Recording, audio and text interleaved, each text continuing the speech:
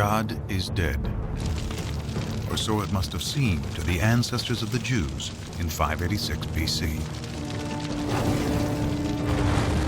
Jerusalem and the temple to their God are in flames. The nation of Israel, founded by King David, is wiped out. It would have seemed to have been the end, but it was rather the beginning. For out of the crucible of destruction emerges a sacred book, the Bible, and an idea that will change the world, the belief in one God. This is a new idea. It was an idea that nobody had ever had before. Monotheism is well ensconced, so something major happened, which is very hard to trace. Now, a provocative new story from discoveries deep within the earth and the Bible. We wanted to examine the possibility that the remains of King David's palace are here. We can actually see vivid evidence here of a destruction. Question number one, who did it? An archaeological detective story puzzles together clues to the mystery of who wrote the Bible, when, and why. And it was very clear it was some kind of a tiny scroll. I immediately saw very clear, very distinct letters. This is the ancestor of the Hebrew script. And from out of the earth emerge thousands of idols that suggest God had a wife. We just found this exceptional clay figurine showing a fertility goddess. Powerful evidence sheds new light on how one people, alone among ancient cultures, finally turned their back on idol worship to find their one God.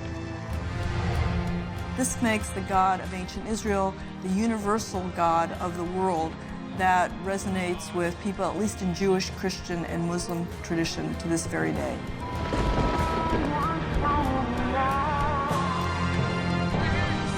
Now, science and scripture converge to create a powerful new story of an ancient people,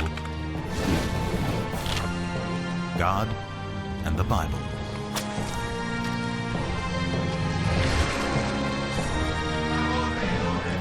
Up next on Nova, the Bible's buried secrets.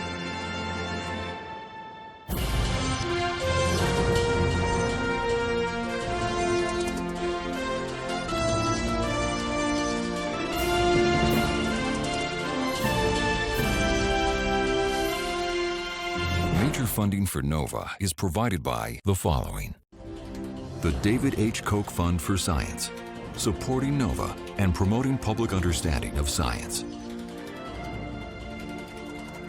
Major funding for the Bible's buried secrets is provided by the Arthur Vining Davis Foundations, the Richard and Rhoda Goldman Fund,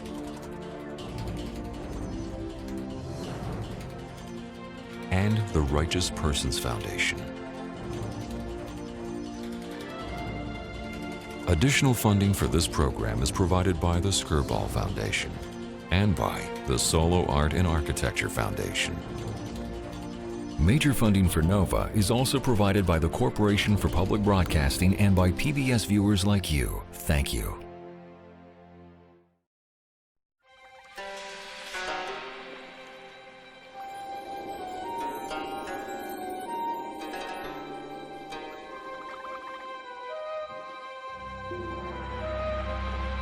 Near the banks of the Nile in southern Egypt in 1896, British archaeologist Flinders Petrie leads an excavation in Thebes, the ancient city of the dead.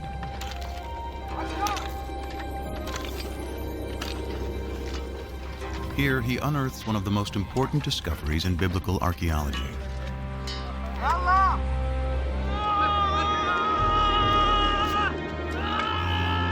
From beneath the sand appears the corner of a royal monument, carved in stone.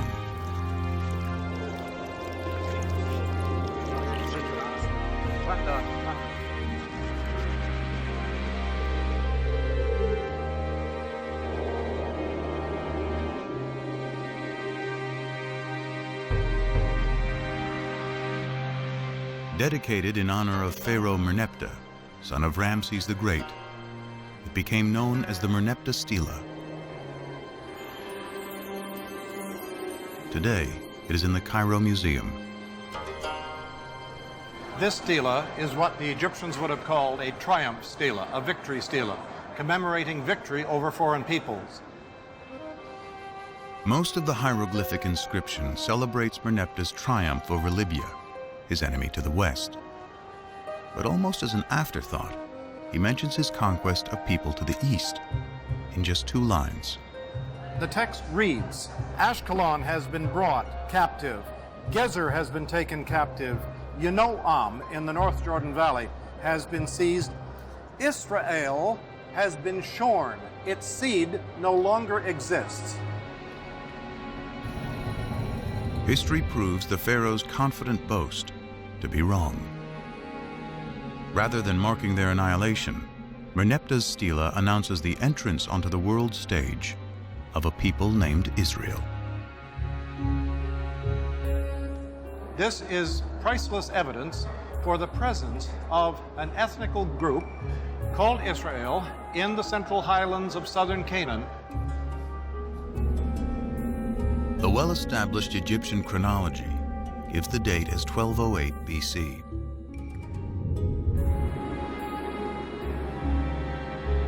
Merneptah's stela is powerful evidence that a people called the Israelites are living in Canaan, in what today includes Israel and Palestine, over 3,000 years ago.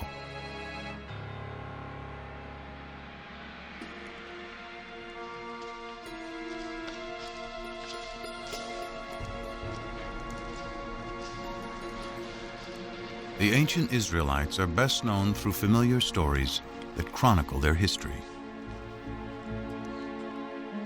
Abraham and Isaac, Moses and the 10 Commandments, David and Goliath,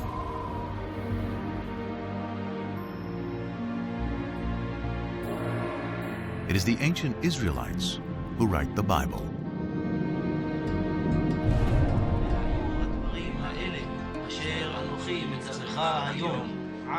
Through writing the Hebrew Bible, the beliefs of the ancient Israelites survived to become Judaism, one of the world's oldest continuously practiced religions.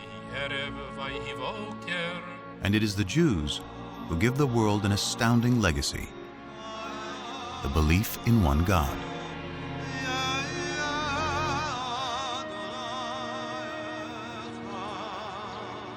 This belief will become the foundation of 2 other great monotheistic religions: Christianity and Islam.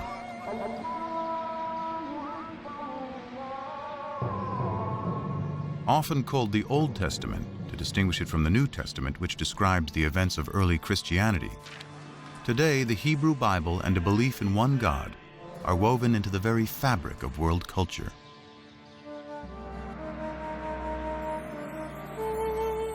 But in ancient times, all people, from the Egyptians to the Greeks to the Babylonians, worshiped many gods, usually in the form of idols.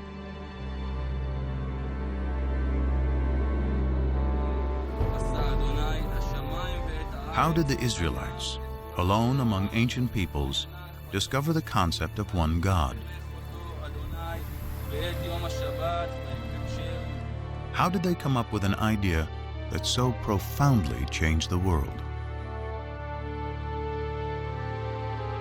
Now, archaeologists and biblical scholars are arriving at a new synthesis that promises to reveal not only fresh historical insights, but a deeper meaning of what the authors of the Bible wanted to convey. They start by digging into the earth and the Bible. You cannot afford to ignore biblical text, especially if you can isolate a kind of kernel of truth behind these stories, and then you have the archaeological data. Now, what happens when text and artifacts seem to point in the same direction? Then I think we're in a very sound ground historically.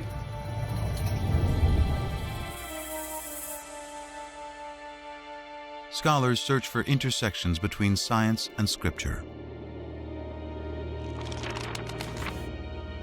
The earliest is the victory stela of the Egyptian pharaoh Merneptah from 1208 BC. Both the stela and the Bible place a people called the Israelites in the hill country of Canaan, which includes modern-day Israel and Palestine. It is here, between two of history's greatest empires, that Israel's story will unfold.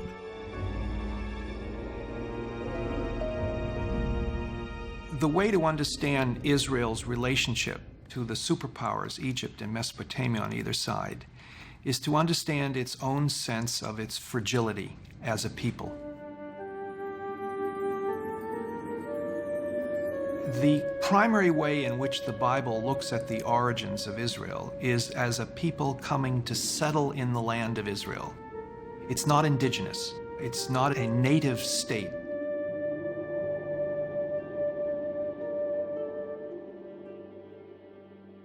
The Hebrew Bible is full of stories of Israel's origins. The first is Abraham, who leaves Mesopotamia with his family and journeys to the Promised Land, Canaan. The Lord said to Abraham, "Go forth from your native land and from your father's house to the land that I will show you. I will make of you a great nation, and I will bless you. I will make your name great." Genesis 12, 1 and 2. According to the Bible, this promise establishes the covenant, a sacred contract between God and Abraham. To mark the covenant, Abraham and all males are circumcised. His descendants will be God's chosen people.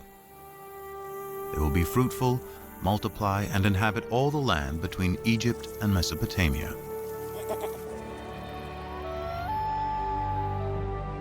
In return, Abraham and his people, who will become the Israelites, must worship a single God.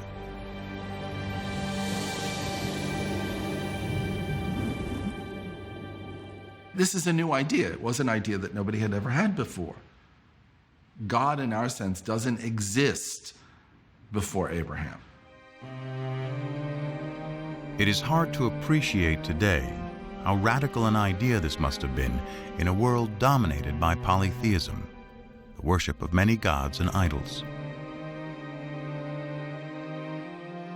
The Abraham narrative is part of the first book of the Bible, Genesis, along with Noah and the flood and Adam and Eve. Though they convey a powerful message, to date there is no archaeology or text outside of the Bible to corroborate them. The farther back you go in the biblical text, the more difficult it is to find historical material in it. The patriarchs go back to Genesis. Genesis is, for the most part, a compilation of myths, creation stories, things like that. And to find a historical core there is very difficult. This absence of historical evidence leads scholars to take a different approach to reading the biblical narrative. They look beyond our modern notion of fact or fiction to ask why the Bible was written in the first place. There is no word for history in the Hebrew Bible. The biblical writers were telling stories. They were good historians, and they could tell it the way it was when they wanted to, but their objective was always something far beyond that. So what was their objective? To find out, scholars must uncover who wrote the Bible and when. And the Lord said to Moses, "Write down these words, for in accordance with these words, I make a covenant with you and with Israel." Exodus 34:27. The traditional belief is that Moses wrote the first 5 books of the Bible. Genesis, the story of creation. Exodus, deliverance from slavery to the Promised Land. Leviticus, Numbers, and Deuteronomy, laws of morality and observance. Still read to this day, together they form the Torah, often called the 5 books of Moses. The view that Moses had personally written down, first 5 books of the Bible, was virtually unchallenged until the 17th century. There were a few questions raised about this. For example, the very end of the last book of the Torah, the book of Deuteronomy, describes the death and burial of Moses.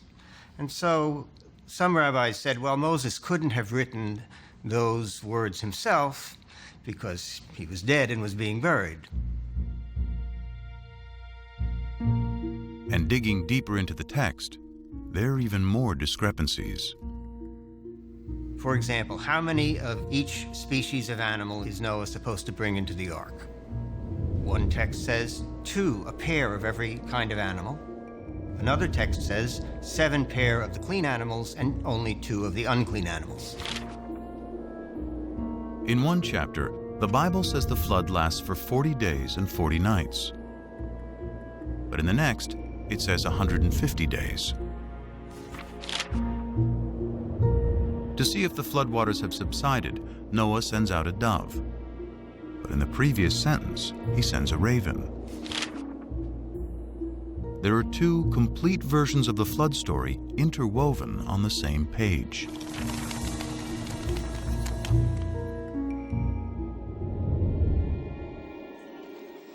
Many similar discrepancies throughout its pages suggest that the Bible has more than one writer.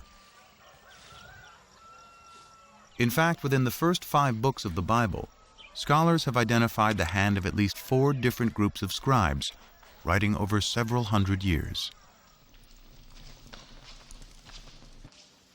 This theory is called the documentary hypothesis. One way of thinking about it is as a kind of anthology that was made over the course of many centuries by different people adding to it, subtracting from it, and so forth. But when did the process of writing the Bible begin?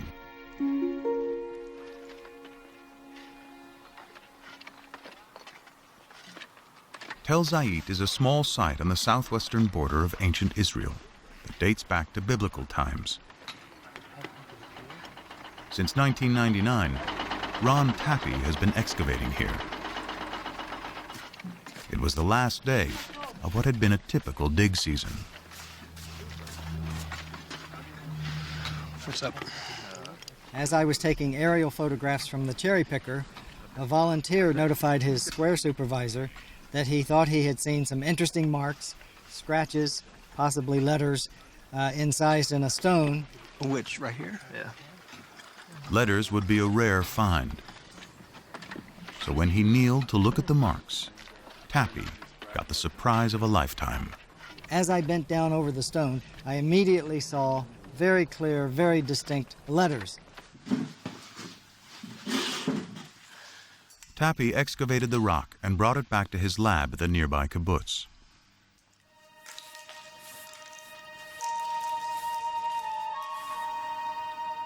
It was only then that he realized he had more than a simple inscription. Aleph, Beit, Gimel, Dalet. I realized that this inscription represented an abecedery, that is to say, not a text narrative, but the letters of the Semitic alphabet written out in their correct order. Nun, and then Pei and Ayin are difficult to read, but they're out here. This ancient script is an early form of the Hebrew alphabet. What was found was not a random scratching of 2 or 3 letters. It was the full alphabet. Everything about it says that this is the ancestor of the Hebrew script.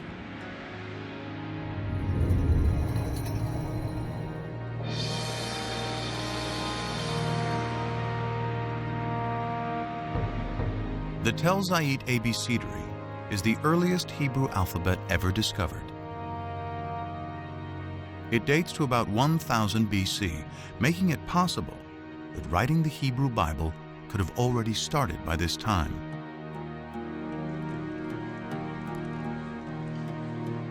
To discover the most ancient text in the Bible, scholars examine the Hebrew spelling, grammar, and vocabulary. The Hebrew Bible is a collection of literature written over about 1,000 years. And as with any other language, Hebrew naturally changed quite a bit over those 1,000 years. The same would be true of English. I'm speaking English of the 21st century, and if I were living in Elizabethan times, the words I choose, the syntax I use would be quite different. Scholars examine the Bible in its original Hebrew in search of the most archaic language, and therefore the oldest passages. They find it in Exodus, the second book of the Bible.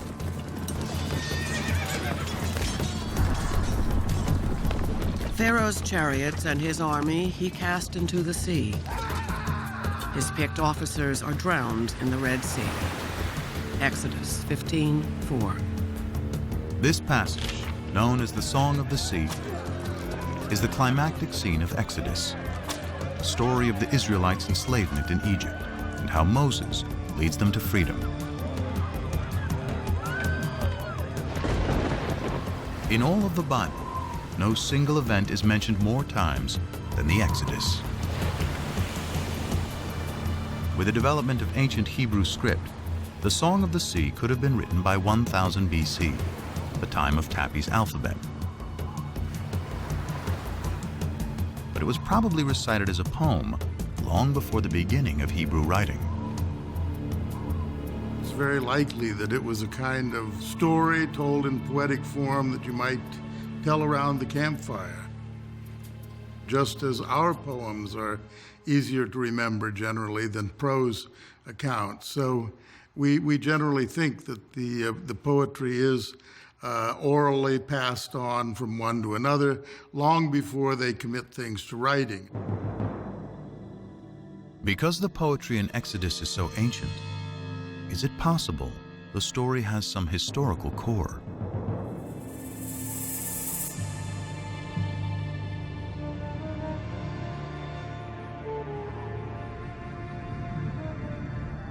Here in the eastern Nile Delta of Egypt, in a surreal landscape of fallen monuments and tumbled masonry, archaeologists have uncovered a lost city.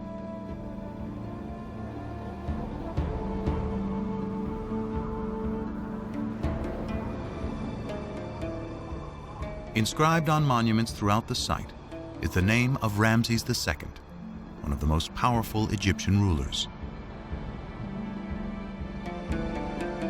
It is Ramses who is traditionally known as the Pharaoh of the Exodus. Ancient Egyptian texts call the city Piramesi, or House of Ramses, a name that resonates with the biblical story of Exodus. The only specific item mentioned in the Exodus story that we can probably connect with non-biblical material is the cities that the Hebrews were ordered to build, and they are named Pithom and Ramses.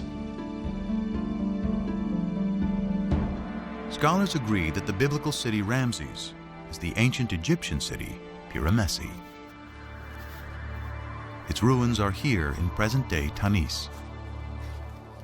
Most of the Egyptologists identified Pi-Ramesse, the Ramses town, with Tanis, because here you have an abundance of Ramesside monuments.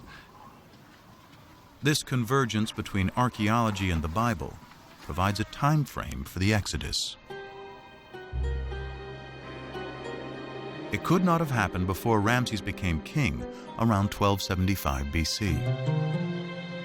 And it could not have happened after 1208 BC, when the stela of Pharaoh Merneptah, Ramses II's son, specifically locates the Israelites in Canaan.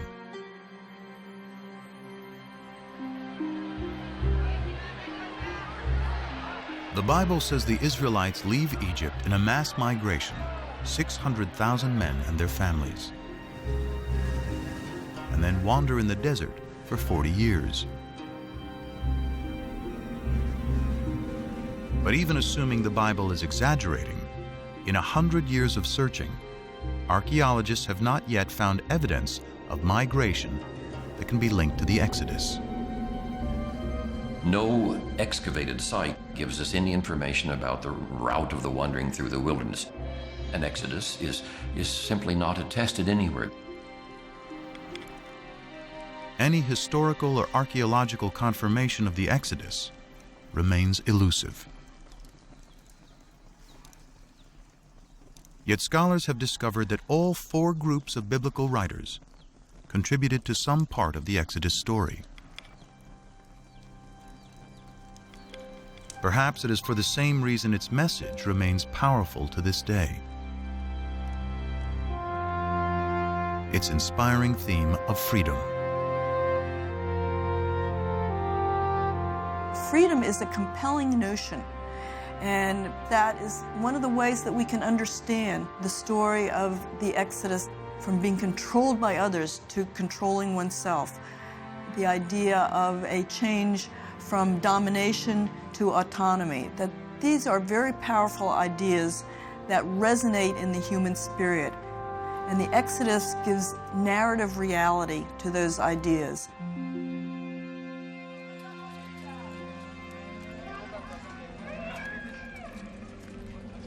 Following the Exodus, the Bible says God finally delivers the Israelites to the Promised Land, Canaan.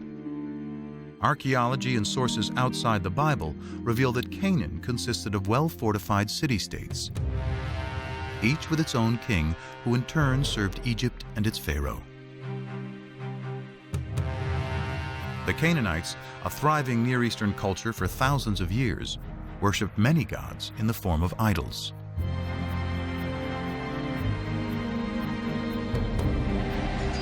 The Bible describes how a new leader, Joshua, takes the Israelites into Canaan in a blitzkrieg military campaign. So the people shouted, and the trumpets were blown. As soon as the people heard the sound of the trumpets, they raised a great shout, and the wall fell down flat. Joshua 6:20. But what does archaeology say? In the 1930s, British archaeologist John Garstang excavated at Jericho, the first Canaanite city in Joshua's campaign. Garstang uncovered dramatic evidence of destruction and declared he had found the very walls that Joshua had brought tumbling down.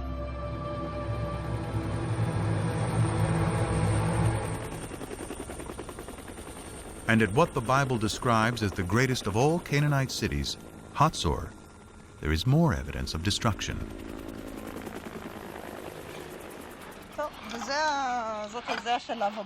Today, Hatzor is being excavated by one of the leading Israeli archaeologists, Amnon Ben-Tor, and his protege and co-director, Sharon Zuckerman.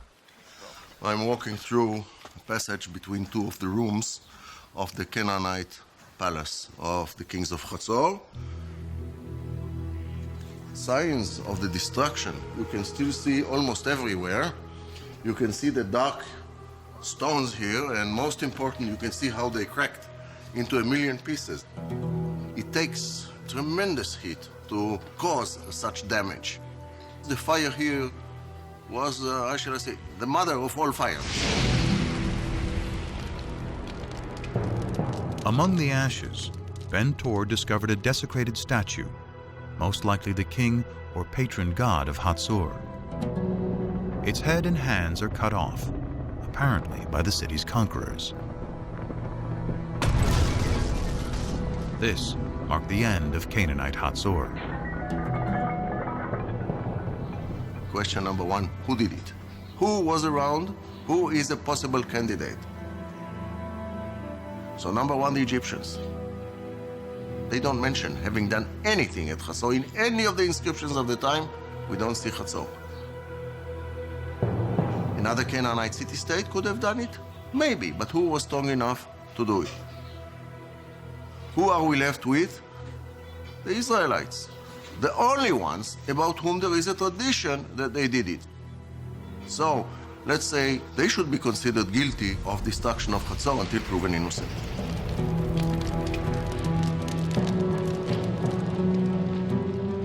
And there's another Canaanite city-state that Joshua and his army of Israelites are credited with laying waste. It's called Ai, and has been discovered in what is now the Palestinian territory of the West Bank. Here, archaeologist Hani Nur el-Din and his team are finding evidence of a rich Canaanite culture. The village first appears and developed to a city, and then there was a kind of fortification surrounding this settlement.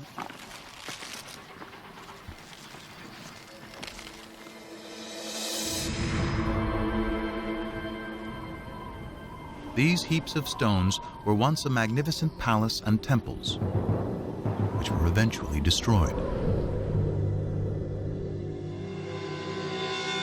But when the archaeologists date the destruction, they discover it occurred about 2200 BC. They date the destruction of Jericho to 1500 BC, and Hatzor's to about 1250 BC. Clearly, these city-states were not destroyed at the same time. They range over nearly 1,000 years. In fact, of the 31 sites the Bible says that Joshua conquered, few showed any signs of war. There was no evidence of armed conflict in most of these sites. At the same time, it was discovered that most of the large Canaanite towns that were supposed to have been destroyed by these Israelites were either not destroyed at all or destroyed by others. A single sweeping military invasion led by Joshua cannot account for how the Israelites arrived in Canaan.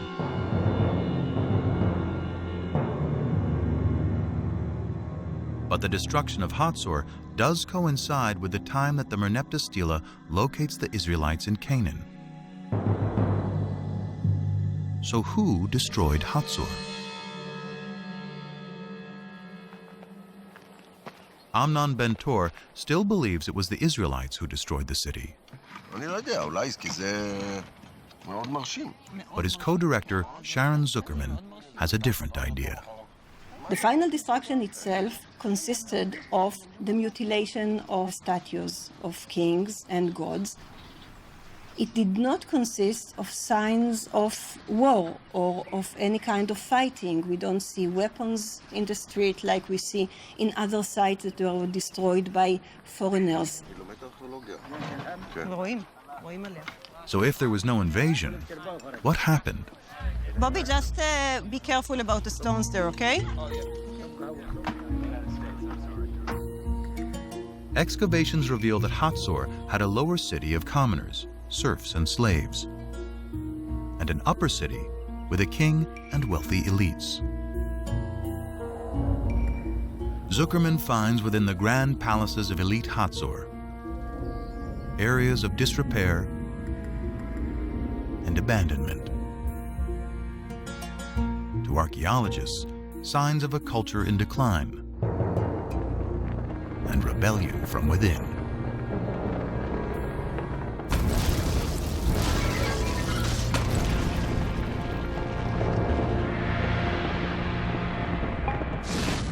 I would not rule out the possibility of an internal revolt of Canaanites living at Hatzor and revolting against the elites that ruled the city. In fact, the entire Canaanite city-state system, including Hatzor and Jericho, breaks down. Archaeology and ancient texts clearly show that it is the result of a long period of decline and upheaval that sweeps through Mesopotamia, the Aegean region, and the Egyptian Empire around 1200 BC.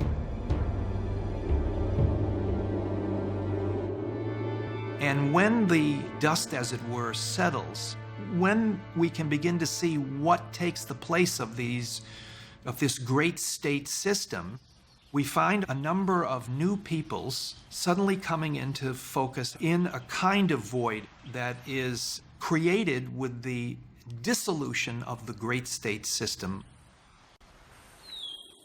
Can archaeologists find the Israelites among these new people?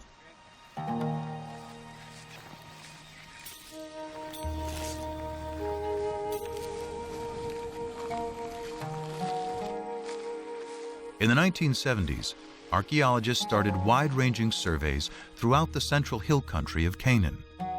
Today, primarily the Palestinian territory of the West Bank.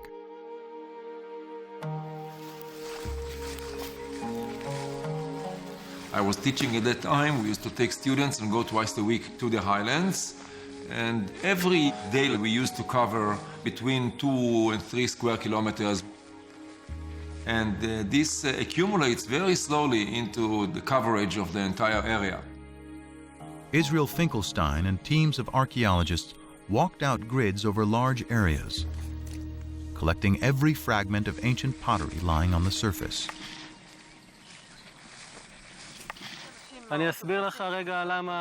Over 7 years, he covered nearly 400 square miles, sorting pottery and marking the locations of where it was found on a map.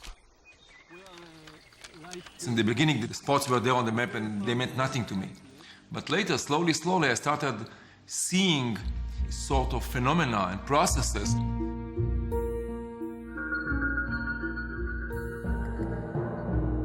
By dating the pottery, Finkelstein discovered that before 1200 BC, there were approximately 25 settlements. He estimated the total population of those settlements to be 3,000 to 5,000 inhabitants. But just 200 years later, there's a very sharp increase in settlements and people. Then you get this boom of population growing and growing. Then we are speaking about 250 sites. And the population grows also 10 times, from a few thousand to 45,000 or so. Now, this is very dramatic and cannot be explained as natural growth. This rate is impossible in ancient times.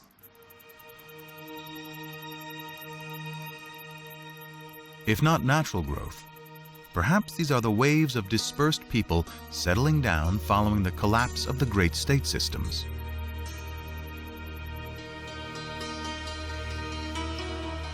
Then, more evidence of a new culture is discovered.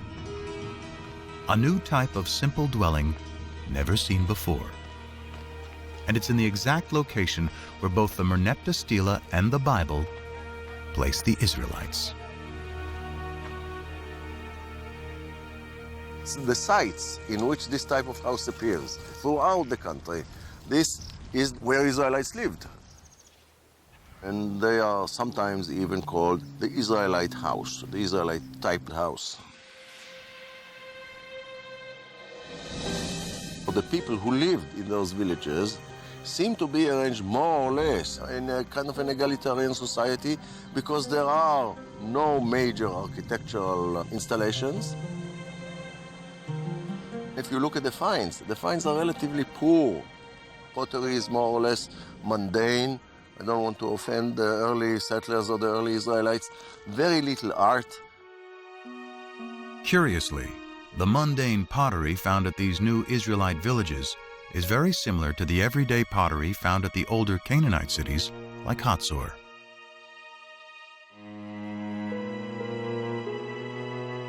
In fact, the Israelite house is practically the only thing that is different.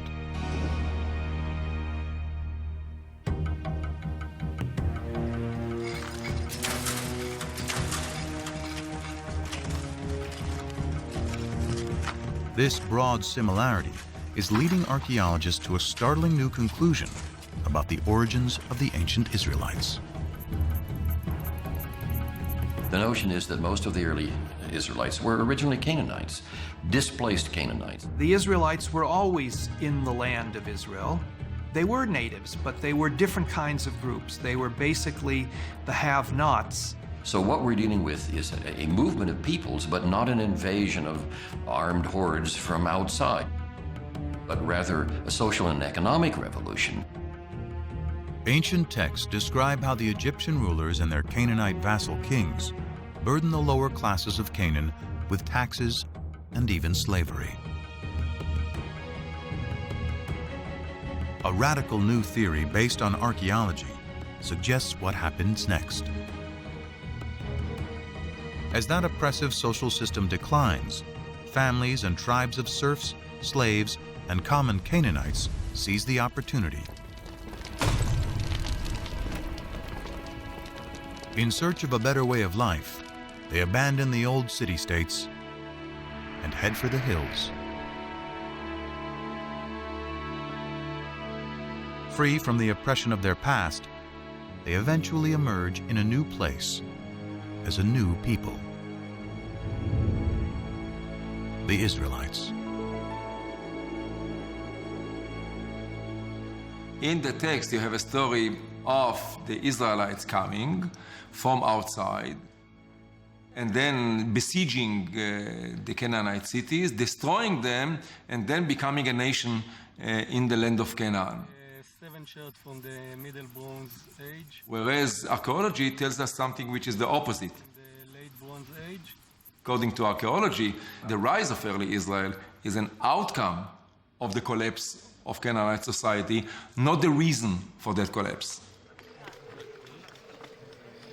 Archaeology reveals that the Israelites were themselves originally Canaanites.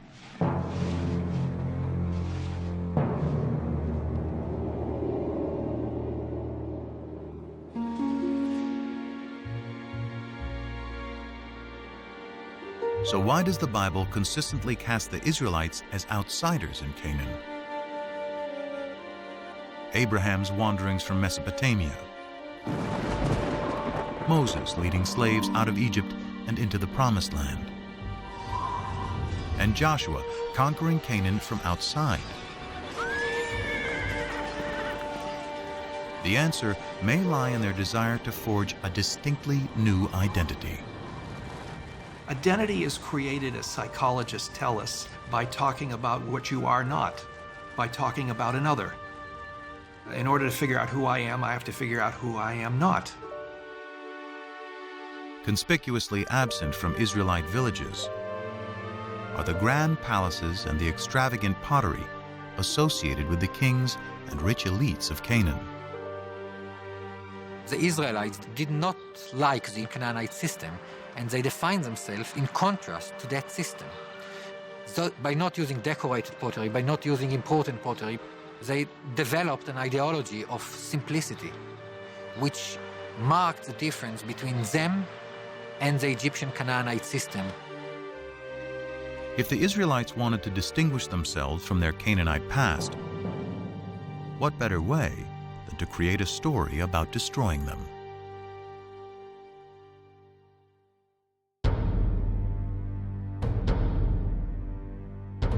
But the stories of Abraham, Exodus, and the conquest serve another purpose.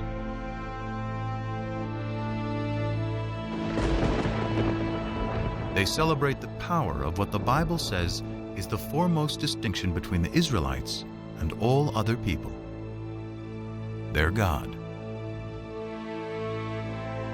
In later Judaism, the name of God is considered so sacred it is never to be spoken. We don't know exactly what it means.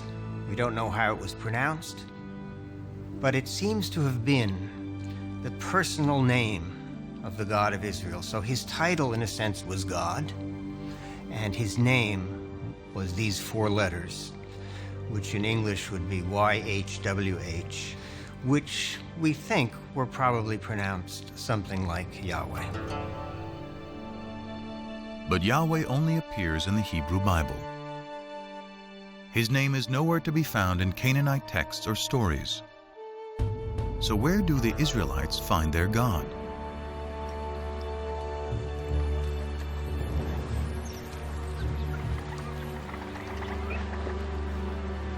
The search for the origins of Yahweh leads scholars back to ancient Egypt.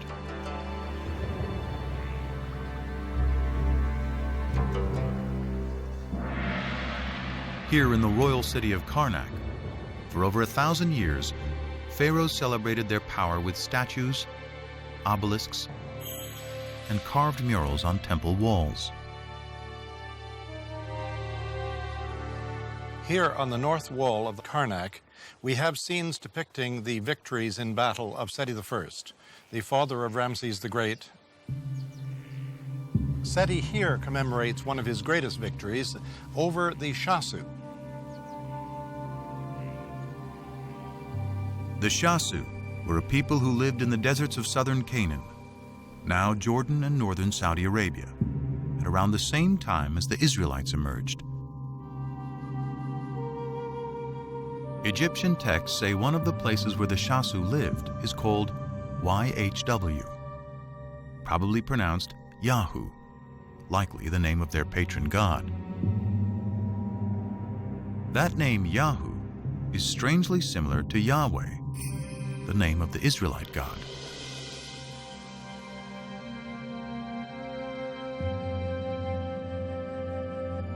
In the Bible, the place where the Shasu lived is referred to as Midian.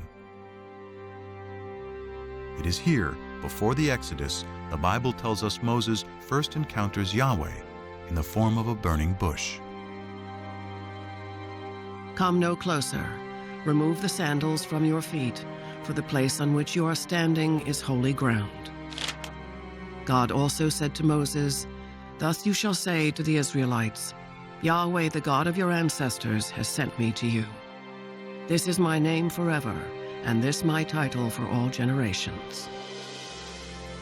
Exodus 3, 5 and 15. So we have in Egyptian sources something that appears to be a name like Yahweh in the vicinity of Midian. Here is Moses in Midian, and there a deity appears to him and reveals his name to Moses as Yahweh. These tantalizing connections are leading biblical scholars to re-examine the Exodus story.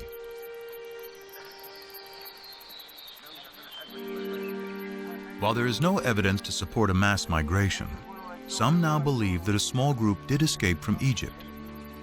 However, they were not Israelites, but rather Canaanite slaves.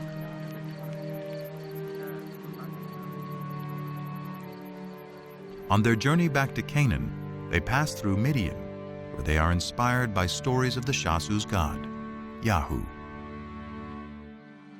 There was probably a group of people who fled from Egypt and had some divine experience. It was probably a small group demographically, but it was important, at least in ideology.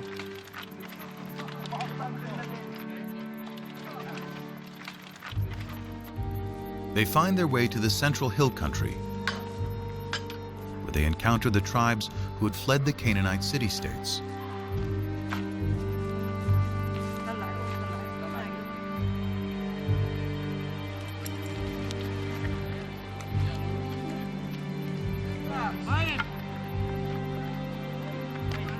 Their story of deliverance resonates in this emerging egalitarian society.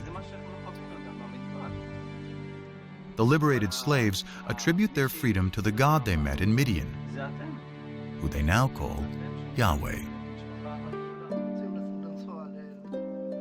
They spread the word to the highlanders, who themselves perhaps had escaped from the tyranny of the Canaanite city-states. They spread the idea of a God who represented freedom, freedom for people to keep the fruits of their own labor. This was a message that was so powerful that it brought people together and gave them a new kind of identity. The identity of Israelites.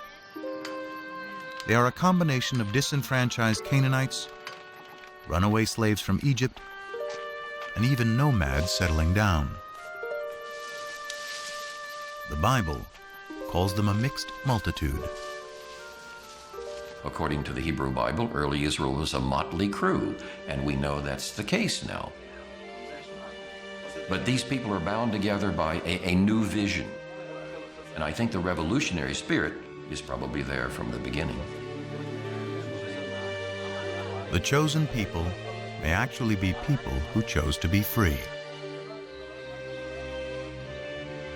Their story of escape, first told by word of mouth and poetry, helps forge a collective identity among the tribes.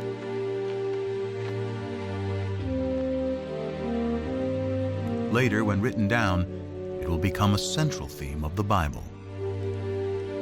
Exodus and divine deliverance. Deliverance by a God who comes from Midian, exactly where the Bible says. Adopted by the Israelites to represent their exodus from slavery to freedom.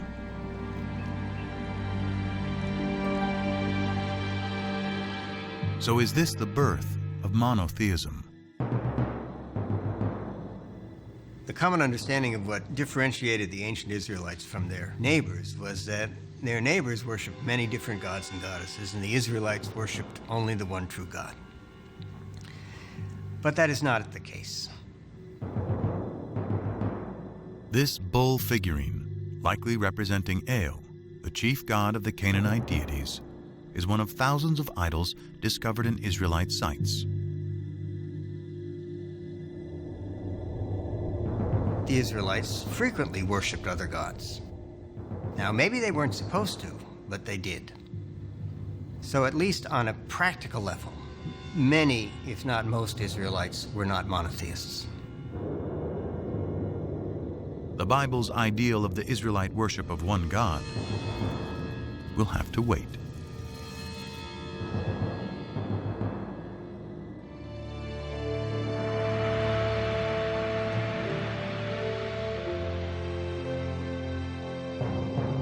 About 2 centuries pass after the Merneptah Stela places the Israelites in Canaan.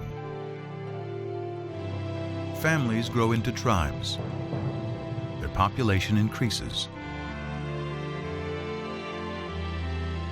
Then, about 1000 BC, one of the Bible's larger-than-life figures emerges to unite the 12 tribes of Israel against a powerful new enemy. David put his hand into the bag. He took out a stone and slung it. It struck the Philistine in the forehead. The stone sank into his forehead, and he fell down on the ground. 1 Samuel 17:49. The Bible celebrates David as a shepherd boy who vanquishes the giant Goliath. A lover who lusts after forbidden fruits. And a poet who composes lyric psalms still recited today. Of all the names in the Hebrew Bible, none appears more than David.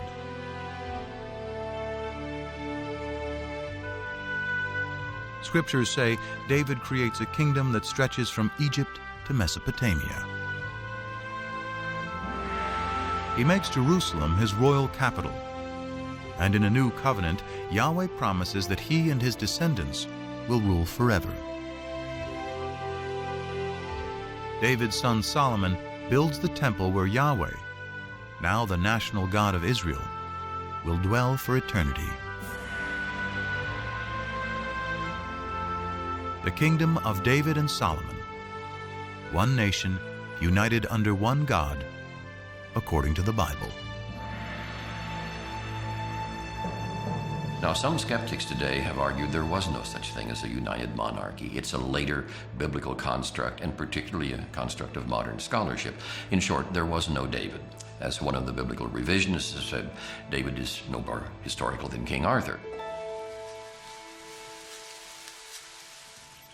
But then, in 1993, an amazing discovery literally shed new light on what the Bible calls ancient Israel's greatest king. Gila Cook was finishing up some survey work with an assistant at Tel Dan, a biblical site in the far north of Israel today. The excavation was headed by the eminent Israeli archaeologist Avraham Biran. It was near the end of the day, and Cook was getting her last measurements when she hears a yell from below. And it was Biran in his booming voice yelling, "Gila, let's go." And so I waved to him, hold it, and continued working. Okay. After being summoned by Biran a second time, Cook had her assistant load her up. And she started down the hill.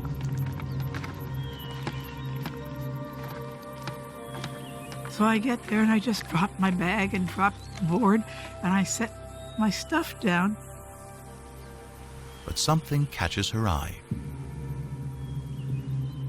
A stone with what appeared to be random scratches, but was actually an ancient inscription. This time, she yelled for Biran. And he looks at it and he looks at me and he says, "Oh my God."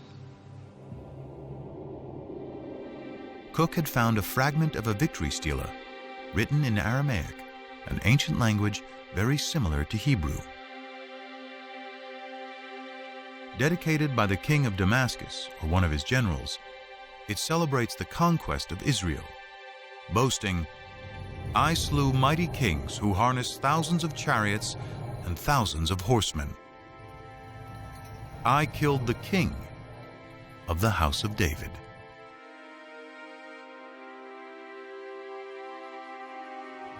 Those words, "the house of David," make this a critical discovery. They are strong evidence that David really lived. Unlike Genesis, the stories of Israel's kings move the biblical narrative out of the realm of legend and into the light of history. The later we come in time, the firmer ground we stand on. We have better sources, we have more written sources, we have more contemporary eyewitness sources. When the biblical chronology of Israel's kings can be cross-referenced with historical inscriptions, like the Tel Dan Stela, they can provide scholars with fairly reliable dates. King David is the earliest biblical figure confirmed by archaeology to be historical. And most scholars agree he lived around 1000 BC, the 10th century. Could any of the Bible have been written during David's reign? The earliest Hebrew alphabet, discovered by Ron Tappy, carved on a stone at Tel Zait, provides an enticing clue. Off this wall here. The stone was incised with this alphabet. The stone was then used to build the wall, and the structure itself suffered massive destruction by fire sometime near the end of the 10th century BCE. The find is even more significant because Tel Zait was a biblical backwater on the fringes of David's kingdom. Surely if there was a scribe that could write this alphabet that far away, way out in the boondocks at the extreme western boundary of the kingdom, surely if there was a scribe that could do that out there, there were scribes, much more sophisticated scribes back in the capital. Could these scribes have been in the court of King David and his son Solomon? Could they have been the earliest biblical writers?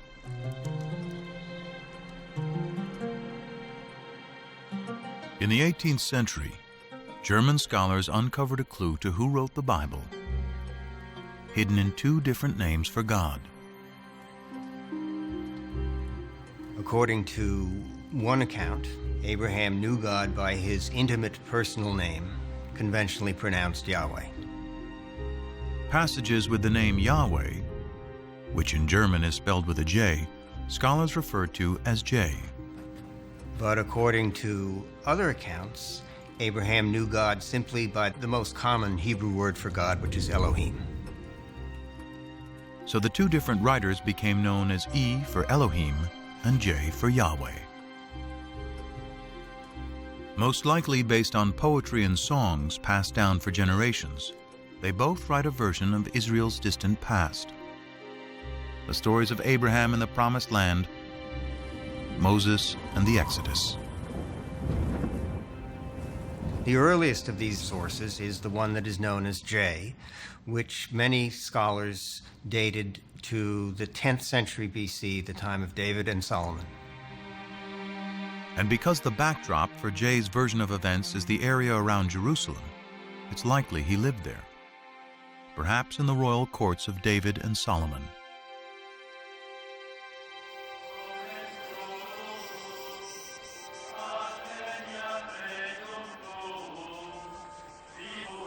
For over 100 years, archaeologists have searched Jerusalem for evidence of the Kingdom of David.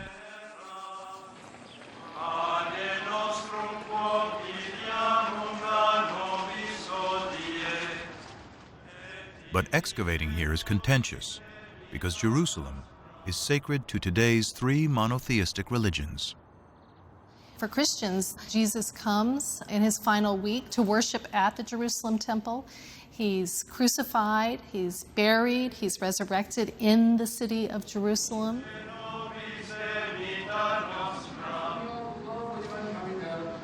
For Islam, it is the site where Muhammad comes in a sacred night journey. And today, the Dome of the Rock marks that spot. In Judaism, the stories of the Hebrew Bible of Solomon, of David, of the temples of Jerusalem, all of these take place, of course, in Jerusalem. So Jerusalem is a symbol of sacred space today, important for all three traditions. Despite the difficulties, Israeli archaeologist Eilat Mazar went digging in the most ancient part of Jerusalem, today called the City of David. We started the excavations here because we wanted to check and to examine the possibility that the remains of King David's palace are here. But because this area has been fought over, destroyed, and rebuilt over thousands of years, it was a long shot that any biblical remains would survive. But then, large walls started to appear, 3 meter wide, 5 meter wide, and then we saw that it goes all direction. It goes from east, 30 meters to the west, and we don't see the end of it yet. such huge walls can only be part of a massive building. And Mazar believes her excavations to date represent only 20% of its total size.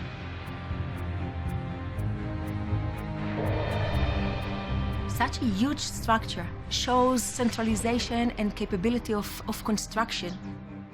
It can be only royal structure.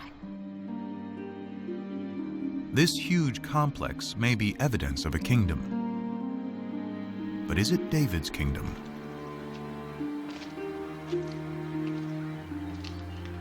For these walls to be David's palace, it would have to date to his lifetime, around 1000 BC.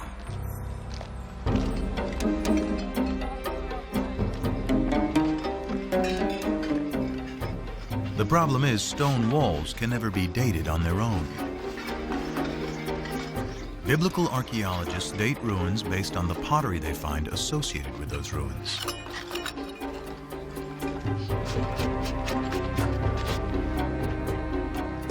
Pottery dating is based on two ideas. Pottery styles evolve uniformly over time. And the further down you dig, the further back in time you go.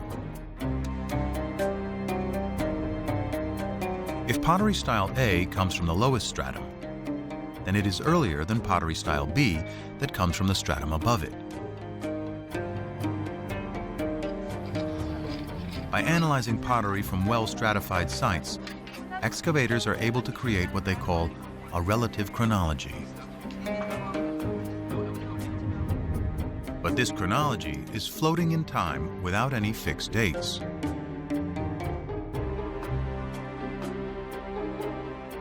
To anchor this chronology, William Foxwell Albright, considered the father of biblical archaeology, used events mentioned in both the Bible and Egyptian and Mesopotamian texts to assign dates to pottery styles.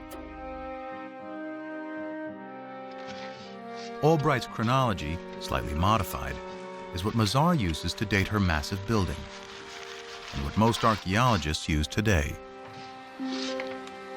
What we found is a typical 10th century pottery, meaning bowls with hand burnish. You can see from inside, together with an import, a beautiful black on red juglet. What is so important that this is a 10th century typical juglet. So has Mazar discovered the Palace of David? She adds up the evidence. The building is huge.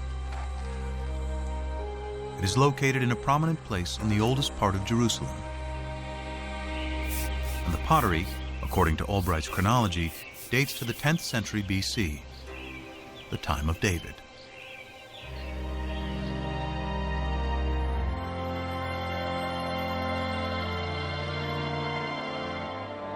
Mazar believes she has indeed found the Palace of David.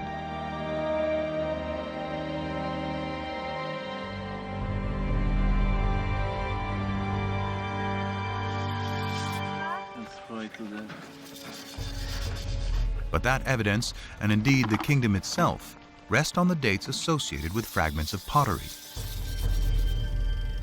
And some critics argue the system for dating that pottery relies too heavily on the Bible. Archaeologists in the past did not rely too heavily on the Bible. They relied only on the Bible.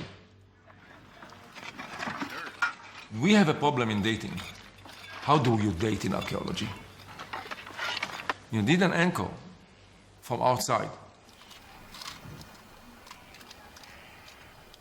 Today, there is a more scientific method to anchor pottery to firm dates: radiocarbon dating. It is a specialty of Elisabetta Boretto of the Weizmann Institute. The first step is, of course, in the field, which relates the sample, the material like olive pits or seeds or charcoal to the archaeological context. If an olive seed is found at the same layer as a piece of pottery, the carbon in the seed can be used to date the pottery. When the seed dies, its radioactive carbon-14 decays at a consistent rate over time. By measuring the ratio of carbon-14 to carbon-12, Boretto can determine the age of the olive seed, which in turn can be used to date the pottery.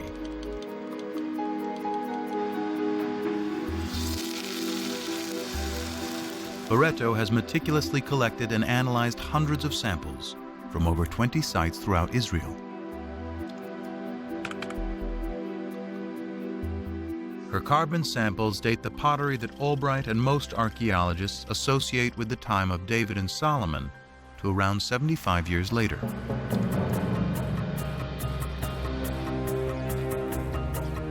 For events so long ago, this may seem like a trivial difference. But if Boretto is right, Mazar's Palace of David and Tappy's ancient Hebrew alphabet have to be redated. This places them in the time of the lesser-known kings Omri, Ahab, and his despised wife Jezebel, all worshippers of the Canaanite god Baal. With no writing or monumental building, suddenly the kingdom of David and Solomon is far less glorious than the Bible describes. So David and Solomon did not rule over a big territory. It was a small chiefdom, if you wish, with just a few settlements, very poor, the population was limited, there was no manpower for big conquests and so on and so forth.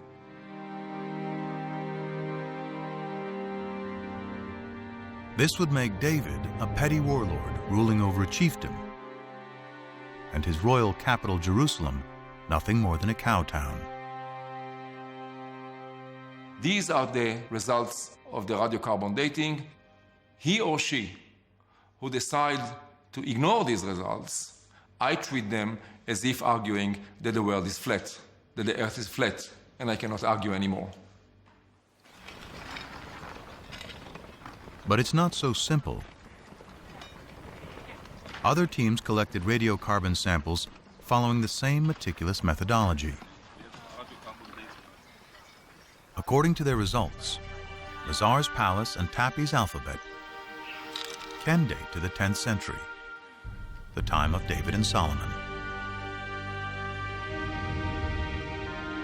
How can this discrepancy be explained? The problem is that these radiocarbon dates have a margin of error of plus or minus 30 years, about the difference between the two sides. Pottery and radiocarbon dating alone cannot determine if the kingdom of David and Solomon was as large and prosperous as described in the Bible.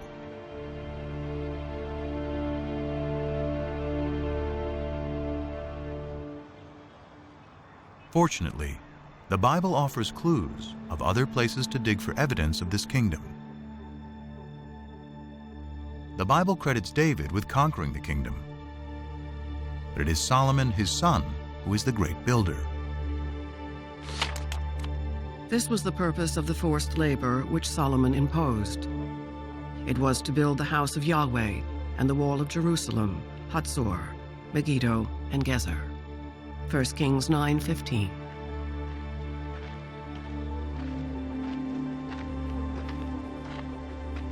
Here in Hatzor, Amnon Ben-Tor, director of excavations, believes this may be evidence of Solomon's building campaign.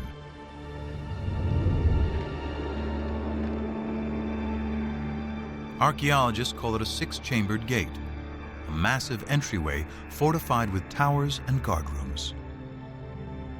Ben-Tor's predecessor, Yigal Yadin, first uncovered this structure.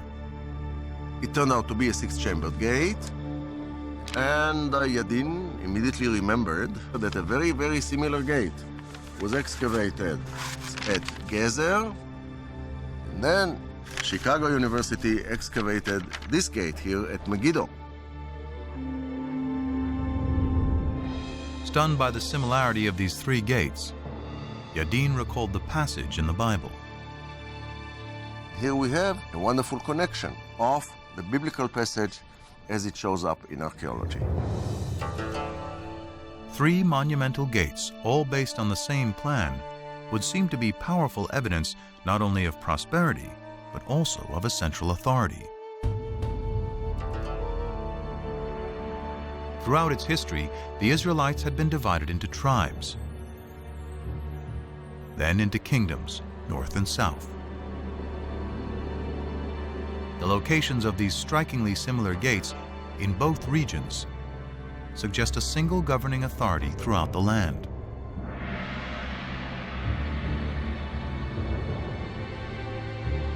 But how can we be sure this is the kingdom of David and Solomon?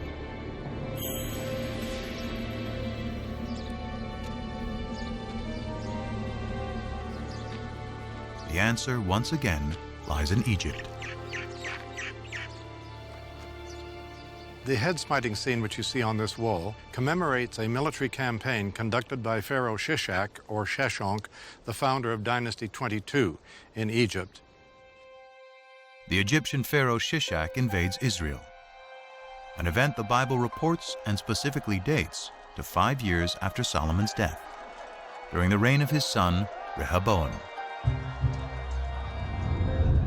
In the 5th year of King Rehoboam, King Shishak of Egypt marched against Jerusalem and carried off the treasures of the house of Yahweh and the treasures of the royal palace. He carried off everything. 1 Kings 14:25 and 26. The importance of this in fixing one of the earliest dates, specific dates, in which Egyptian history coincides with biblical history is really startling and has to be taken note of. This stunning convergence between the Bible and Egyptian history gives a firm date for the death of Solomon. Shishak's campaign, according to the well-established Egyptian chronology, dates to 925 BC. And the Bible says Solomon dies 5 years earlier, which means 930 BC. This is further evidence that David and Solomon lived in the 10th century.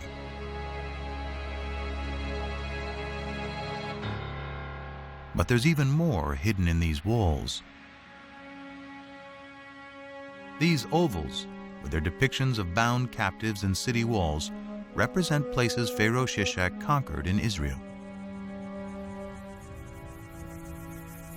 One of those places is Gezer, where archaeologists find the hallmark of Solomon's building program, a six-chambered gate. Phil Deaver directed the excavations in the late 1960s. We can actually see vivid evidence here of a destruction. Down below, we have the original stones pretty much in situ, but if you look in here, you see the stones are badly cracked. You can even see where they're burned from the heat of a huge fire that has been built here. And then up in here, you see the fire has been so intense that the soft limestone has melted into lime, and it flows down like lava. This is vivid evidence of a destruction, and we would connect that with this well-known raid of Pharaoh Shishak. And if the gate was destroyed by Shishak in 925 BC, then it must have been built during the lifetime of Solomon, who died just 5 years earlier. Surely this kind of monumental architecture is evidence of state formation. And if it's in the 10th century, then Solomon. Although a minority of archaeologists continue to disagree, this convergence of the Bible, Egyptian chronology, and Solomon's gates is powerful evidence that a great kingdom existed at the time of David and Solomon, spanning all of Israel, north and south, with its capital in Jerusalem. But Jerusalem is more than a political center. It is the center of worship.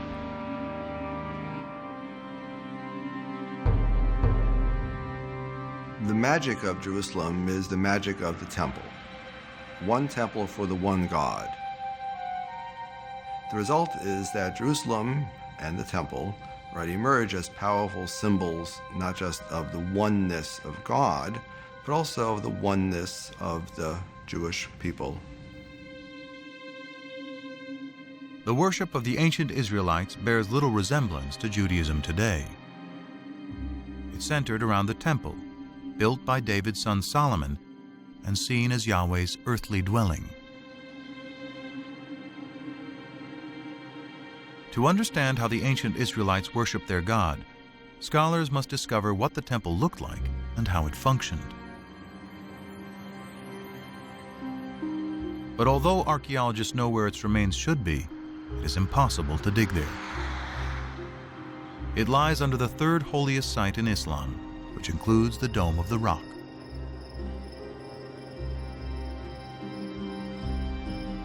Not a stone of Solomon's temple has ever been excavated.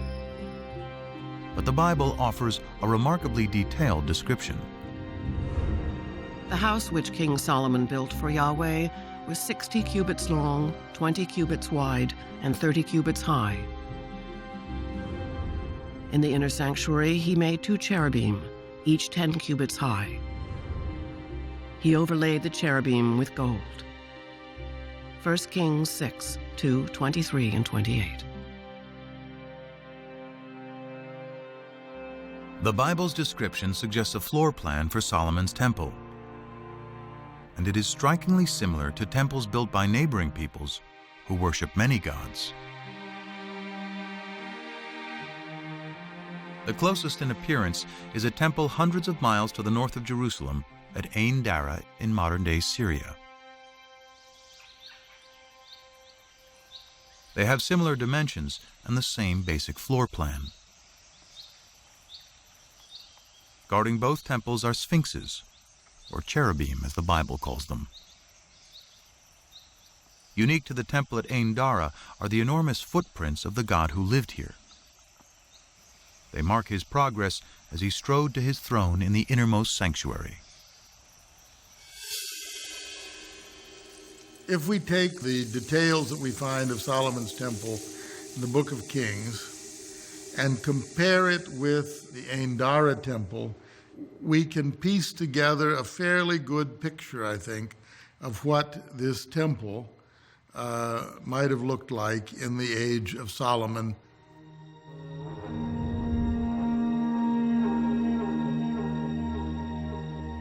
Now it is possible to reconstruct with some confidence how Solomon's temple may have looked and how the ancient Israelites worshiped their God.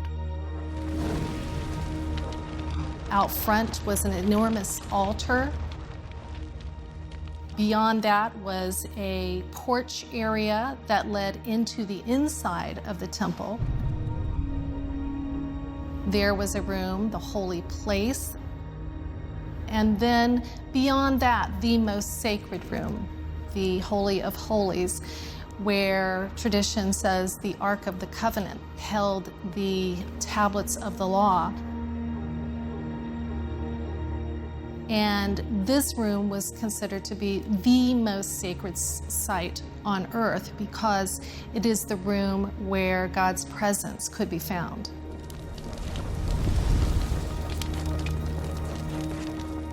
And the ancient Israelites believed their God demanded a very specific form of worship.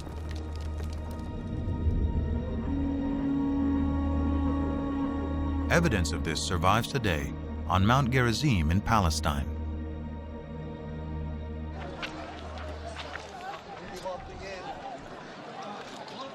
The Samaritans who live here claim direct descent from the ancient tribes of Israel. According to their tradition, for over 2,500 years, they have been practicing the ancient Israelite form of worship: animal sacrifice.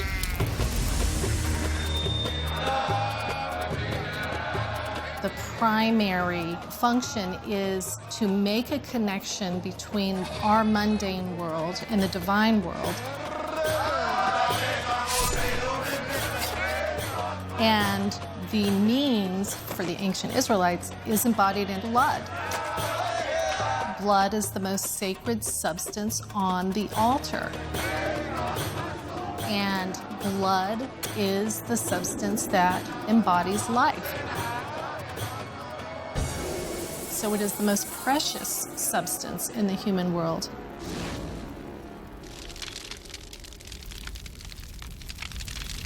But while the priests were offering sacrifice to Yahweh in the temple, many Israelites were not as loyal.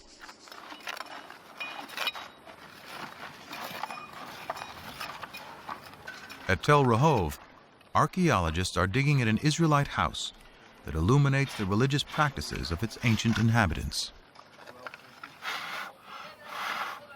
Well, we just found this beautiful, exceptional clay figurine showing a goddess, a fertility goddess that was worshipped here in Israel. Here, in this case, she's shown holding a baby. Who is this fertility goddess? And what is a pagan idol doing in an Israelite home? Dramatic evidence as to her possible identity first surfaced in 1968. Bill Deaver was carrying out salvage excavations in tombs in southern Israel when a local brought him an inscription that had been robbed from one of them. When I got home and brushed it off, I thought I was going to have a heart attack. Executed in clear 8th century script. It's a tomb inscription. And it just gives the name of the deceased, and it says, "Blessed may X be by Yahweh." That's good biblical Hebrew. But it says by Yahweh and his Asherah. And Asherah is the name of the old Canaanite mother goddess. More inscriptions associating Yahweh and Asherah have been discovered, and thousands of figurines unearthed throughout Israel. Many scholars believe this is the face of Asherah. Deaver concludes God had a wife. Even hundreds of years after the Israelites rise from their Canaanite pagan roots, monotheism has still not completely taken hold. This is awkward for some people, the notion that Israelite religion was not exclusively monotheistic, but we know now that it wasn't.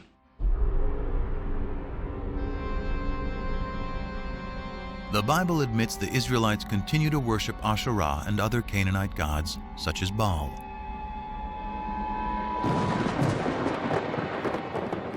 In fact, the prophets, holy men speaking in the name of God, consistently rail against breaking the covenant made with Moses to worship only Yahweh.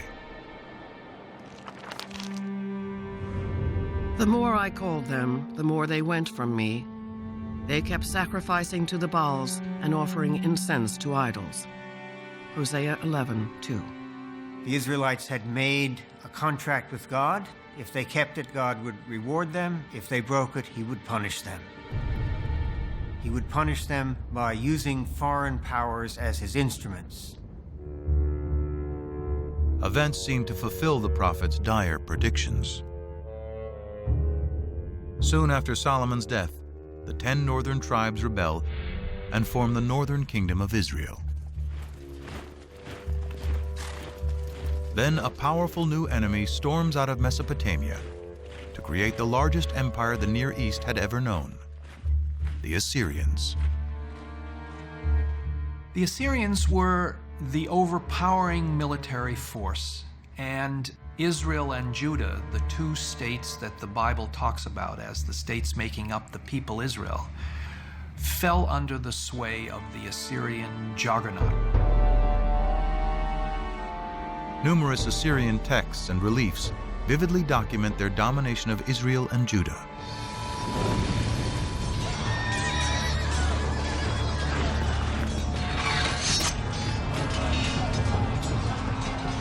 In 722 BC, the Assyrian army crushes the northern kingdom. Those who escape death or exile to Assyria flood south into Jerusalem, where the descendants of David and Solomon continue to reign. One of them, Josiah, according to the Bible, finally heeds what the prophets prescribe. We're told in the book of Kings that King Josiah in the late 7th century BC was told that a scroll had been discovered in the temple archives. The scroll was brought to him, and as the scroll was being read, Josiah began to weep because he realized that it was a sacred text containing divine commands which the people had been breaking.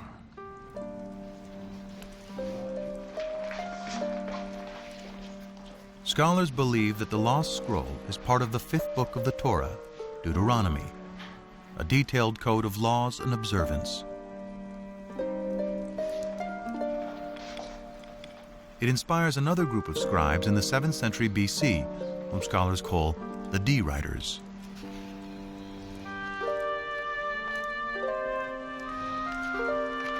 According to the documentary hypothesis, after J and E, D is the third group of scribes who write part of the Hebrew Bible.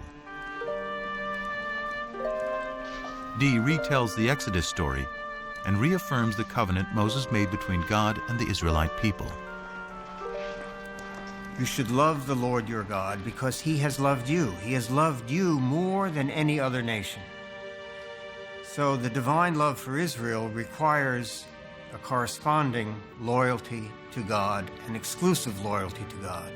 And Deuteronomy, more than other parts of the Bible, is insistent that only the God of Israel is to be worshipped. To enforce the covenant, Josiah orders that idols and altars to all other deities be destroyed. The book of Deuteronomy contains the clearest prohibition of the worship of other gods, the 10 Commandments. I am Yahweh, your God. You shall have no other gods before me. You shall not make for yourself an idol. You shall not bow down to them or worship them. Deuteronomy 5, 6-9. The 10 Commandments appears in 2 books of the Bible, in Deuteronomy and in Exodus. It is not only a contract with Yahweh, it is also a code of conduct between people. The revelation of the 10 Commandments is an ethical revelation. And that's where the idea of justice comes in, because that's the most important thing about the way in which we treat one another. We will not kill him, we will not steal from him, and we will not lie about him. We will abide by the commandments. The commandments, as God himself repeatedly says through the later prophets, are already written on the hearts of human beings. By associating the belief in one God with moral behavior, the Ten Commandments establishes a code of morality and justice for all, the ideal of Western civilization. Despite Josiah's reforms, the ancient Israelites continued to worship other gods.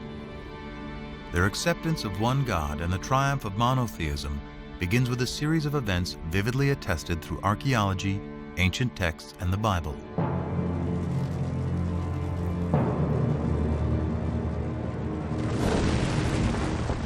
It starts with the destruction of Yahweh's earthly dwelling, the Jerusalem temple.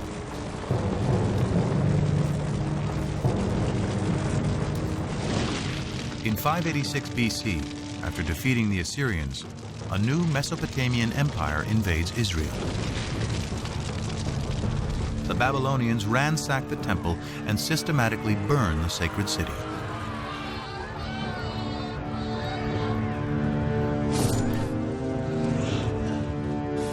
Before his eyes, the Babylonian victors slay the sons of Zedekiah, the last Davidic king, then blind him.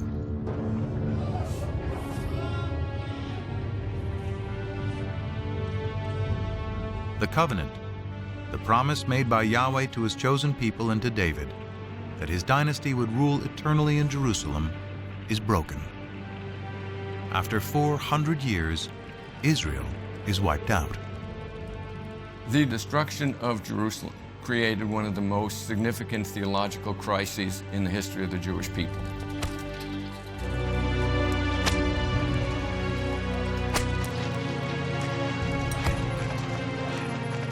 The Babylonians round up the Israelite priests, prophets, and scribes and drag them in chains to Babylon. Babylonian records confirm the presence of Israelites, including the king, in exile. In every age of disbelief, one is inclined to think God is dead. And surely those who survived the fall of Jerusalem must have thought so. After all, how could God allow his temple, his house, the visible sign of his presence among his people, to be destroyed? Without temple, king, or land, how can the Israelites survive? Their journey begins with the ancient scrolls, which some scholars speculate were rescued from the flames of the destruction. Among the exiles from Jerusalem to Babylon were priests from the temple. And they seem to have brought with them their sacred documents, their sacred traditions. According to the widely accepted documentary hypothesis, it is here in Babylon, far from their homes in Israel, that priests and scribes will produce much of the Hebrew Bible as it is known today. Scholars refer to these writers as P, or the priestly source. It was P who took all of these earlier traditions, the J source, the E source, the D source, and other sources as well, and combined them into what we know as the Torah, the first 5 books of the Bible. But more than just compiling, P edits and writes a version of Israel's distant past, including the Abraham story, that provides a way for the Israelites to remain a people and maintain their covenant with God.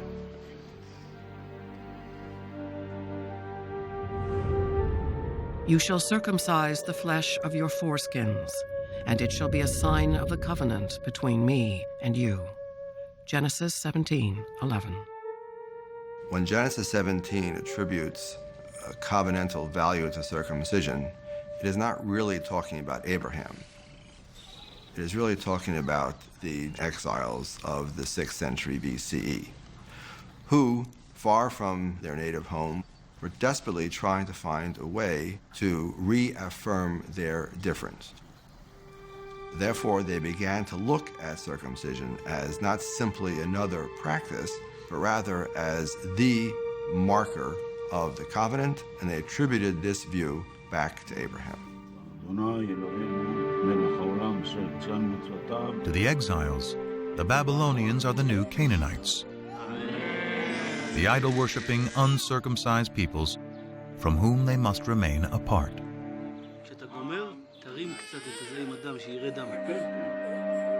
But the Abraham story, with its harrowing tale of a father's willingness to sacrifice his own son, is also about the power of faith.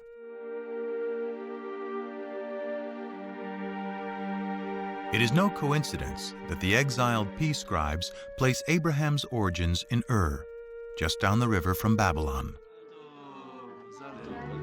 Perhaps with the same faith as Abraham had, so too will the exiles be returned to the promised land.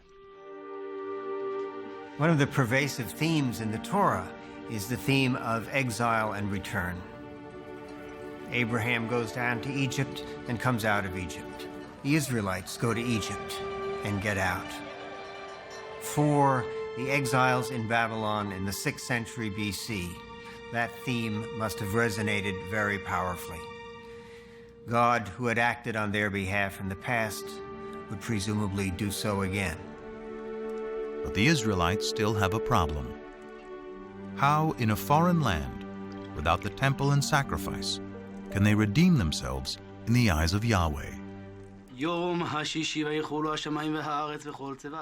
To assure that divine protection, the P tradition emphasizes observances such as the Sabbath observance.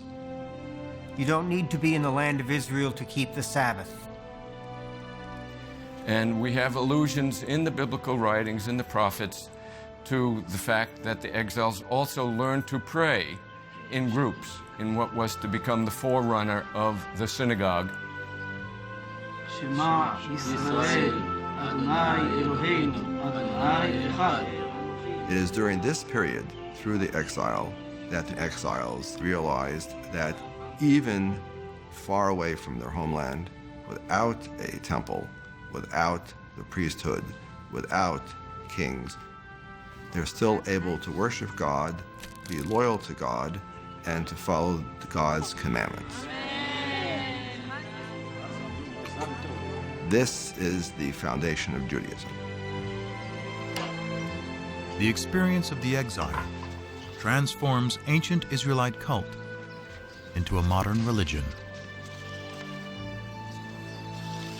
By compiling the stories of their past, originally written by the scribes J, E, and D, the Exodus from slavery to freedom, Moses and the Ten Commandments, Abraham's journey to the Promised Land, P creates what we know today as the first 5 books of the Bible.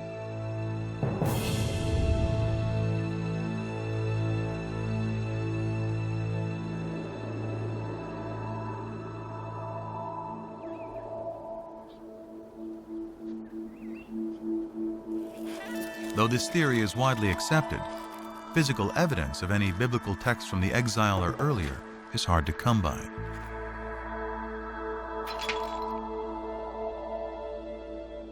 The most celebrated surviving biblical texts are the Dead Sea Scrolls. First discovered by accident in 1947, the scrolls represent nearly all 39 books of the Hebrew Bible, at least in fragments.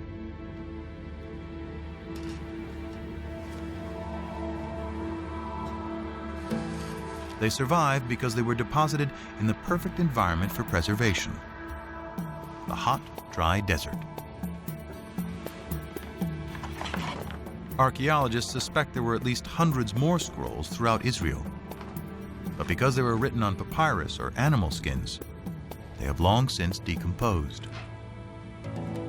Even though the earliest of the Dead Sea Scrolls date to the 3rd and 2nd centuries BC, that doesn't mean that they're the first copies or examples of this work that were ever written. It means that they already stand in a line of tradition that had been established by the time the scrolls were written.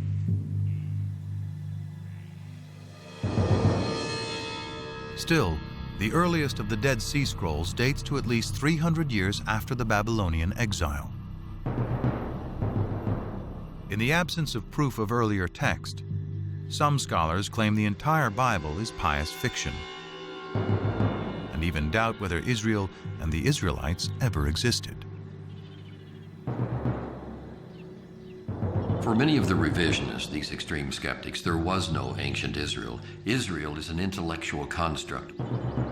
In other words, these people were not rethinking their past, they were inventing their past. They had no past. So the Bible is a myth, a foundation myth, told to legitimate a people who had no legitimacy. The legitimacy of the Israelite past hinges on finding a piece of evidence to prove the ancient origins of the Bible.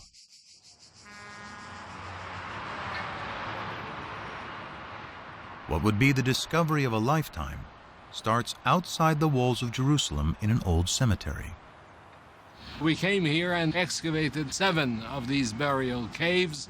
The burial caves date back to the 7th century BC, somewhere around the time of King Josiah. But the caves were found looted, so we didn't anticipate too much. Gabriel Barkai instructed a 13-year-old volunteer to clean up a tomb for photographs. Instead of that, he was bored, he was alone, and he had a hammer, and he began banging on the floor. But the floor turned out to be a fallen ceiling. And beneath it were some artifacts that had escaped the looters.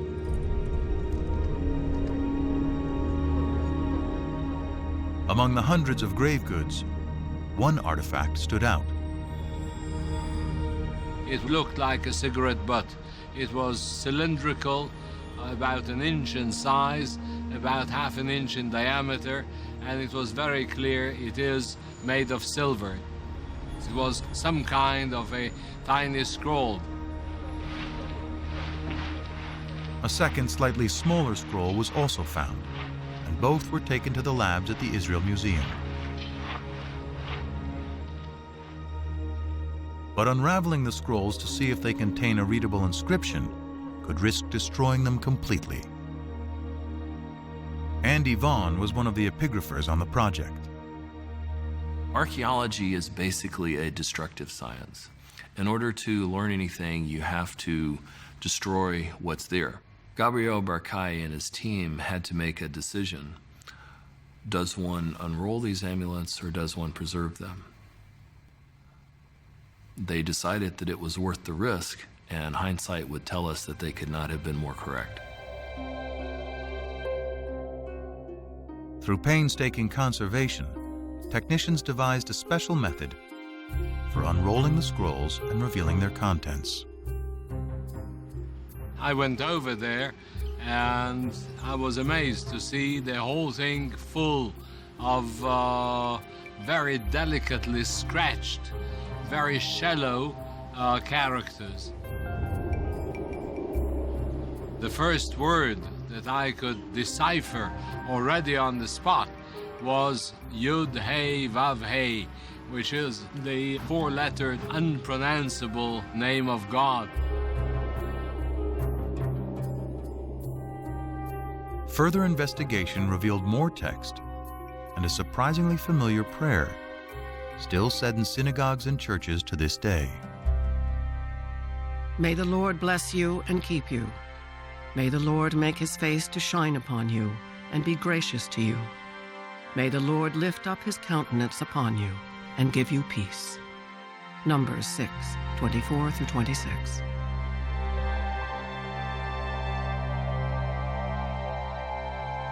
There is no doubt at all that these 2 amulets contain the priestly benediction found in Numbers 6. These inscriptions are thus very important because they're the earliest references we have to the written biblical narratives. The archaeological context was very clear because it was found together with pottery dating back to the 7th century BC. Also the paleography, the shape of letters, points towards somewhere in the 7th century BC beyond any doubt. The Silver Scrolls, with the priestly benediction, predate the earliest Dead Sea Scrolls by 400 years. It is an amazing find, proving that at least some verses of the Bible were written in ancient times during the reign of King David's descendants. By giving us text from before the Babylonian exile, the Silver Scrolls confirm that the Hebrew Bible is created from poetry, oral traditions, and prayers that go back to the time of Josiah's D-Writer, and likely beyond to writers E and J.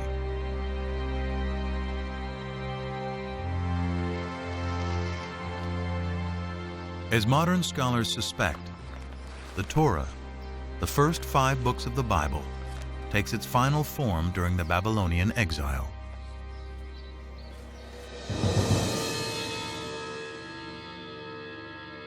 But dwarfed by the mighty temples and giant statues of Babylonian gods, the Israelites must also confront the fundamental question: why did their God, Yahweh, forsake them? In the ancient world, if your country was destroyed by another country, it meant that their gods were more powerful than your God. And the natural thing to do was to worship the more powerful God. But the survivors continued to worship Yahweh and struggled to understand how this could have happened. They resort first to a standard form of explanation, which is found elsewhere in the ancient Near East. We must have done something wrong to incur the wrath of our God. It's out of this that comes the reflection that polytheism was our downfall. There is, after all, only one God. The Israelites abandon the folly of polytheism. Monotheism triumphs, and the archaeological evidence proves it. Before the destruction of the first temple, wherever we dig, in whatever part of the Judean country, we find sanctuaries, and more often we find hundreds and thousands of figurines, even in Jerusalem itself. But after the destruction, there are none.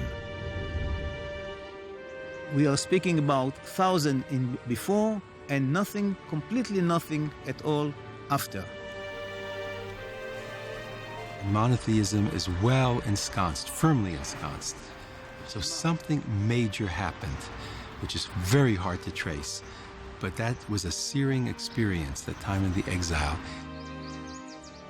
Through the experience of the exile and writing the Bible, the concept of God, as it is known today, is born. In a way, P created something that was much greater, because it was greater than any individual land or kingdom. It was a kind of a universal religion based on a creator God, not just a God of a single nation, but the God of the world, the God of the universe.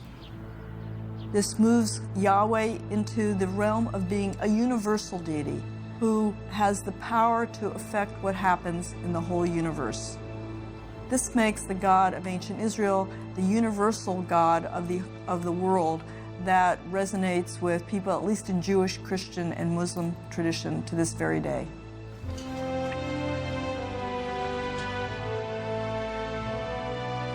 In 539 BC, the Babylonian Empire is toppled by the Persians. As written in the Bible, Yahweh, in his new role as the one invisible God, orchestrates a new exodus.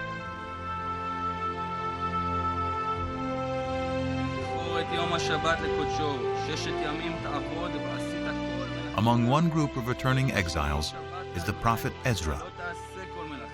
Back in Jerusalem, he gives a public reading of the newly written Torah to re-establish the covenant. All the people gathered together.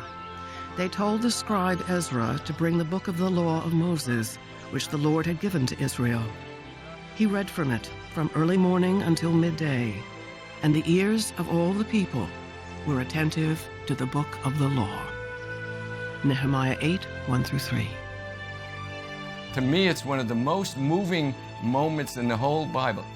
Ezra returns with the Bible in his hands, so we have the feeling that the process begun in the exile is finally finished, and Ezra has a copy. The scrolls that chronicle the Israelites' relationship with their God is now the Hebrew Bible, the Old Testament, a sacred text for over 3 billion people. Through its writing, an ancient cult becomes a modern religion. And the Israelite deity Yahweh transforms into the God of the 3 great monotheistic religions.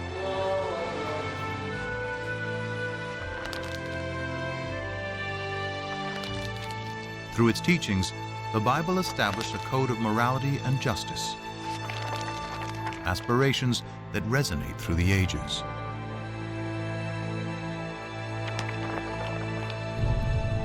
More than fact or fiction, at the intersection of science and scriptures is a story that began over 3,000 years ago and continues to this day.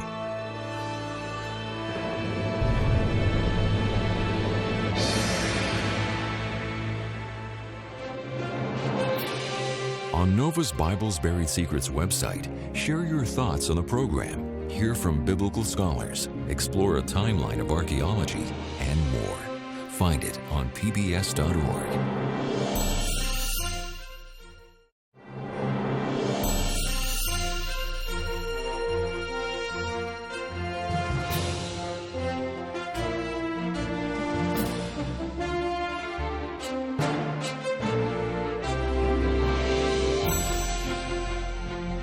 To order this Nova program for $24.95 plus shipping and handling, call WGBH Boston Video at 1-800-255-9424 or order online at shoppbs.org.